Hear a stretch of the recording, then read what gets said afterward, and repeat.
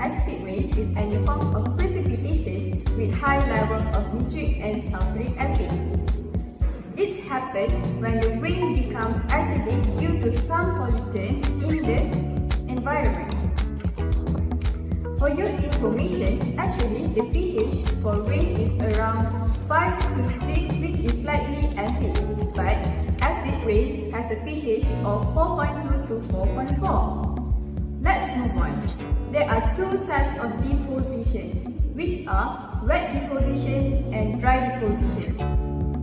For wet deposition, the rain, snow, sleet, hail and fog which become more acidic than normal. While for dry deposition, it happens when gases and dust particles becomes acidic. It comes from the acid particles which are aerosols and gases. Lastly, if this deposition inhaled by humans, it can cause health issues.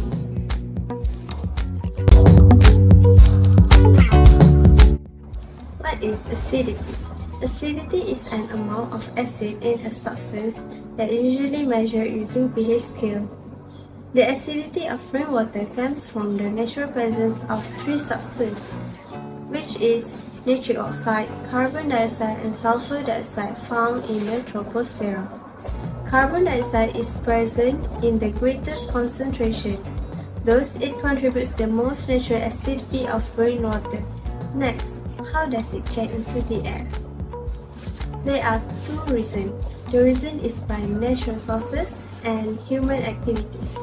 Let's look at the example for those two reasons.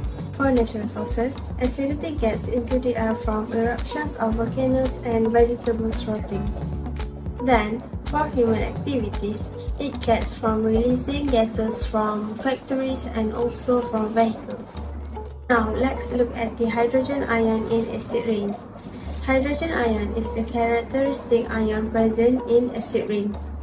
The concentration of hydrogen ions increases its acidity, also increases simultaneously, resulting in a decline in the pH of the solution. Hence, hydrogen ions are present in elevated amounts in acid rain.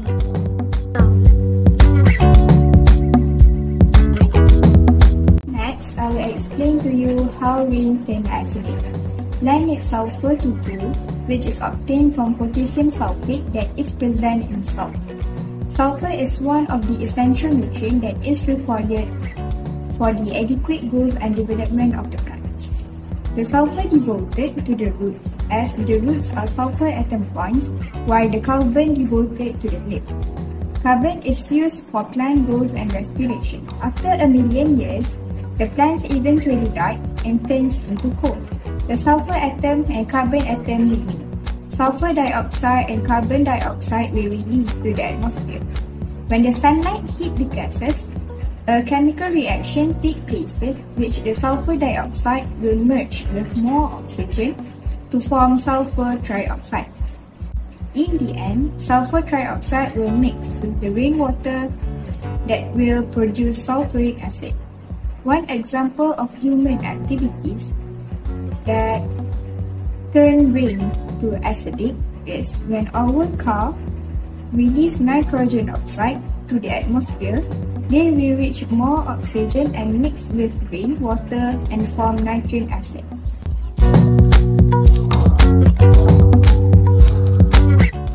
Next, I'll be talking about effects of the acid rain.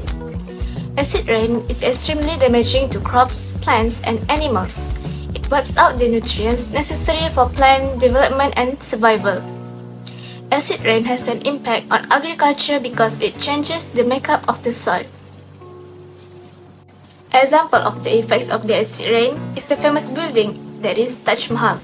The Taj Mahal in Agra is a stunning historical structure composed of pure white marble. Experts have warned that air pollution in the vicinity of the Taj Mahal is discoloring and progressively corroding its white marble. This endangers the Taj Mahal beauties. As you can see, there is an obvious color difference between the before and after the effects of the effects rain on the Taj Mahal buildings. Before, we can see its pure white marbles and how stunning it is, and after that we can see how the marble turns into yellowish color after the effects of the rain.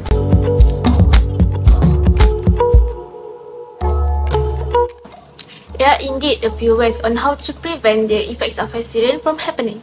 The first one would be the only preventative measure we can take against acid rain is to reduce nitrogen and sulfur oxide emissions. Other than that, as responsible citizens, we should be aware of the detrimental consequences they create, as well as the companies that unethically dispose of nitrogen and sulfur compound pollutants.